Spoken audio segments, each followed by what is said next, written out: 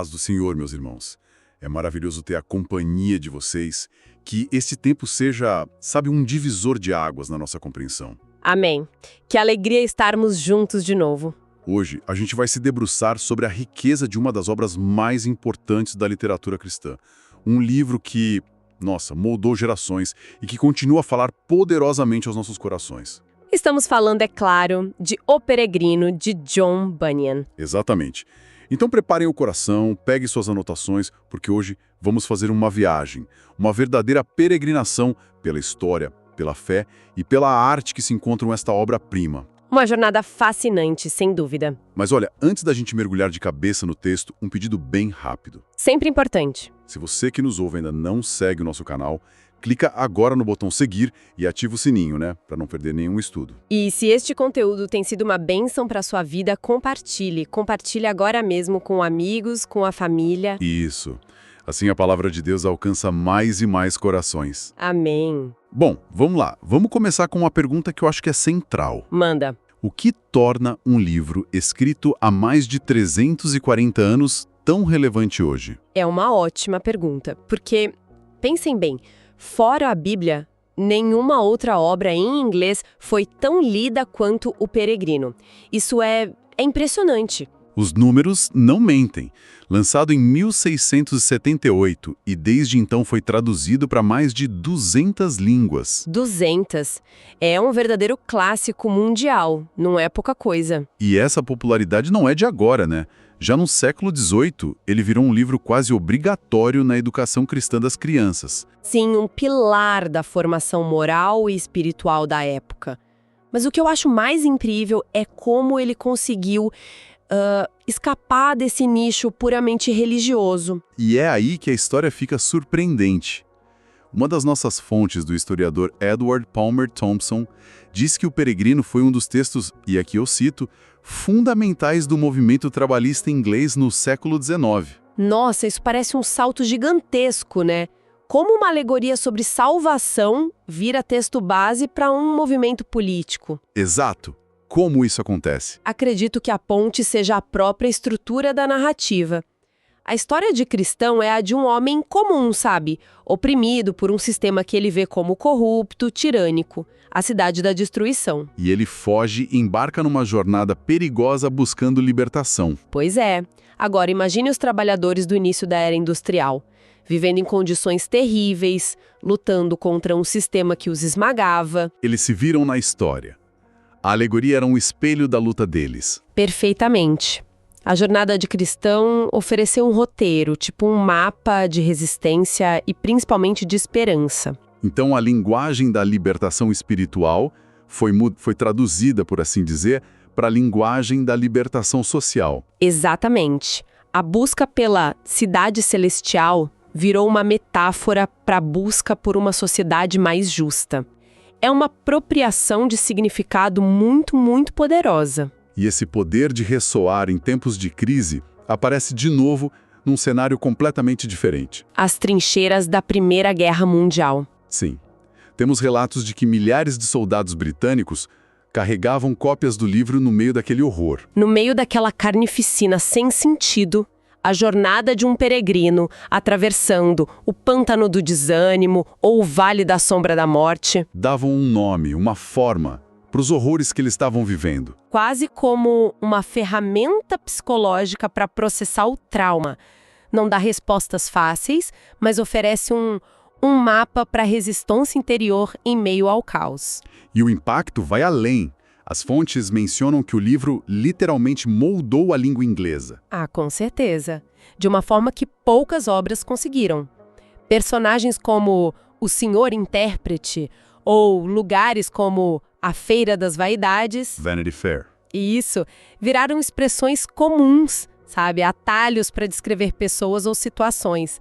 A Feira das Vaidades virou sinônimo de uma sociedade obcecada por superficialidade. A ponto do escritor Thackeray usar o termo como título do famoso romance dele, séculos depois. O que mostra que a obra não foi só lida, ela foi absorvida pela cultura. E para fechar essa parte, tem uma citação do Samuel Johnson que resume tudo. Adoro essa citação. Ele disse: O grande mérito desse livro é que nenhum homem culto consegue encontrar algo superior para enaltecer, assim como as crianças não encontram nada mais divertido para ler. É a captura perfeita dessa dualidade. Profundo o bastante para análise crítica e simples o bastante para cativar uma criança. É genial. E essa universalidade nos leva à próxima pergunta, né? Sim, quem era o homem capaz de escrever algo assim?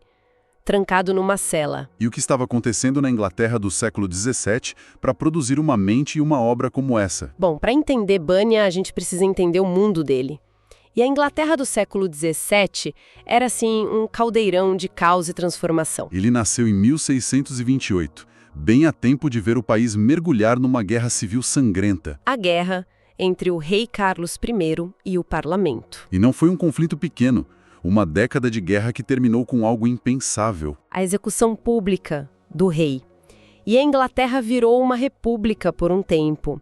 Uma convulsão total na ordem estabelecida. Uma convulsão política e crucialmente religiosa.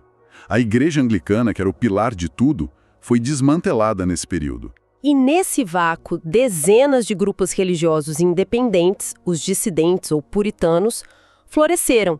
Era uma época de um debate teológico intenso. E Bunyan estava no meio disso. Ele não era um teólogo de Oxford ou Cambridge. Longe disso. Origem muito humilde, filho de um funileiro, um trabalhador braçal.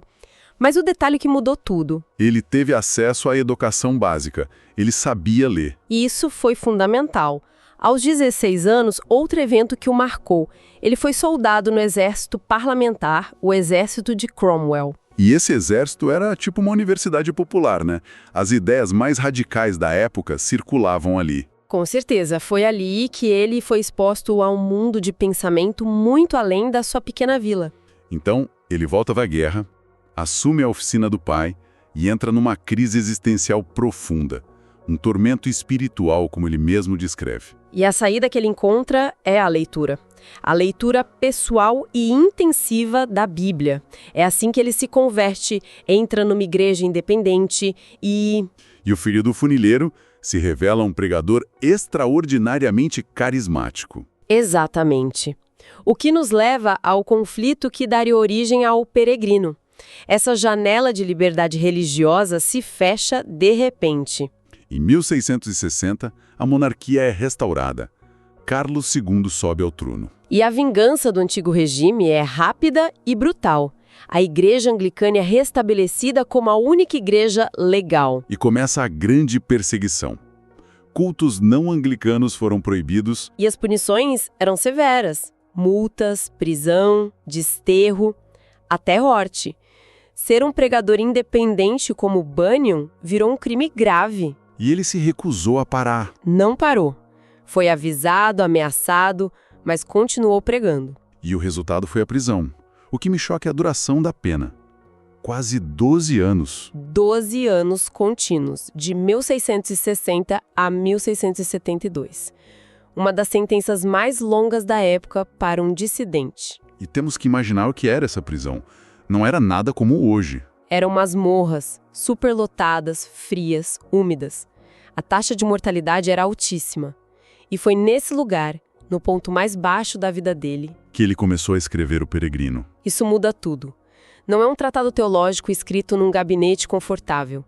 É um ato de resistência nascido da escuridão. A produtividade dele é algo difícil de processar. Ele escreveu cerca de 60 livros, muitos na prisão. Ele foi solto em 1672, mas a perseguição voltou. Ele foi preso de novo por 6 meses em 1677. E foi aí que ele finalizou a primeira parte da obra. É como se a prisão fosse a condição necessária para a criação. A adversidade não foi um obstáculo, foi o berço da obra. Certo. Então, agora que a gente entende o homem e o fogo em que ele foi forjado, vamos analisar a obra. Temos que começar pelo gênero, a alegoria. Sim. O que isso significa na prática? Uma alegoria é uma história onde os personagens e os lugares são símbolos para ideias abstratas. Ou seja, quando Bunyan chama o protagonista de cristão, não há só um nome. Exato. O personagem é a representação de todo cristão na sua jornada. A cidade da destruição não é uma cidade de verdade, mas um símbolo do mundo pecaminoso. E a cidade celestial é a salvação, o paraíso. A história opera, então, em 2 níveis ao mesmo tempo. Perfeito. A aventura de um homem fugindo e a jornada espiritual da alma. E essa jornada é movida pela convicção de que este mundo é temporário. E a teologia que sustenta isso é, bem, radical para a época. Muito radical. O livro coloca a busca individual pela salvação acima de tudo. A lealdade de cristão não é a família, que ele abandona. Nem ao Estado e muito menos às igrejas oficiais, que são retratadas como corruptas. A única lealdade que importa é a jornada para a cidade celestial. Isso era uma afronta direta à ideia de uma igreja nacional controlada pelo rei. O que nos leva a um ponto delicado do texto. Ele é um produto de seu tempo, e isso inclui a hostilidade ao catolicismo. Sim, e é crucial contextualizar isso. Para os puritanos, como Bunyan, a Igreja Católica não era só uma denominação diferente. Era vista como o arqui-inimigo. A grande corruptora do cristianismo. Exato. E no livro, Bunyan retrata o Papa como um gigante, o Gigante Papa, que vive numa caverna cheia de ossos, mas que agora está velho, decrépito e só pode rosnar para os peregrinos. É uma imagem forte e, claro, extremamente partidária. Para um leitor de hoje, é um lembrete de como política e religião estavam entrelaçadas. O livro é, em essência, um manual de guerra espiritual. Os inimigos de cristão não são só monstros, mas personificações de atitudes. A mundanidade, a hipocrisia, o desespero. Personagens com nomes como obstinado, flexível. Senhor sabe o segundo mundo. Cada encontro é um teste moral e teológico. E talvez seja por isso que o livro transcendeu seu contexto, né? As lutas que eles representam são arquetípicas. Sem dúvida. O pântano do desânimo é uma descrição perfeita da depressão. O morro da dificuldade é a luta contra qualquer grande desafio. Feira das vaidades é a nossa cultura de consumo e distração de hoje em dia. Ele deu um nome e uma forma a experiências humanas universais. Essa é a força da alegoria bem feita, ela transforma o específico em universal. A jornada de um puritano do século XVII vira a jornada de qualquer pessoa que busca um propósito. Exatamente. A linguagem pode ser antiga, mas a psicologia por trás dela é atemporal. Então, quando a gente junta tudo, o que temos, uma obra que nasceu do trauma pessoal e coletivo, que usa uma forma literária antiga para criar um mapa da psique humana em crise. E esse mapa se provou tão útil que foi adotado por grupos com objetivos totalmente diferentes. O que nos deixa com uma reflexão final, né? Sobre o poder das narrativas. Sim. O Peregrino mostra que uma história bem contada, com uma estrutura arquetípica clara, a jornada do herói, pode ser, incrivelmente adaptável. Ela pode ser um texto devocional, um manifesto político ou um guia de sobrevivência, dependendo do que o leitor precisa. O que levanta uma questão para a gente pensar. Qual seria? Em nosso mundo hoje, tão secular e saturado de informações, quais são as nossas alegorias modernas? As que guiam as nossas jornadas? Boa pergunta. Talvez não sejam sobre peregrinos e cidades celestiais. Mas as narrativas que usamos para dar sentido às nossas lutas, seja em filmes, ficção, ideologias, talvez funcionem de uma maneira muito parecida. Pontual. A simples e poderosa história que John Bunyan escreveu numa cela de prisão há mais de 300 anos. Meus queridos, a jornada de cristão é a nossa jornada. Com certeza. A história de Bunyan, escrita numa prisão, nos ensina que as maiores obras de Deus em nós e através de nós podem nascer nos lugares mais sombrios. Então, fica o desafio para nós nesta semana. Qual é a cidade da destruição que precisamos deixar para trás hoje? Pode ser um hábito, um medo, um ressentimento. E quais são os gigantes que encontramos no caminho? Lembrem-se, assim como cristão, não estamos sozinhos nessa jornada. A cidade celestial nos espera. Amém! Que a palavra e a história de hoje não sejam apenas conhecimento, mas vida em nós. Que possamos praticar essa perseverança em nossa semana. Que Deus abençoe ricamente a todos e nos vemos no nosso próximo estudo. Fiquem na paz!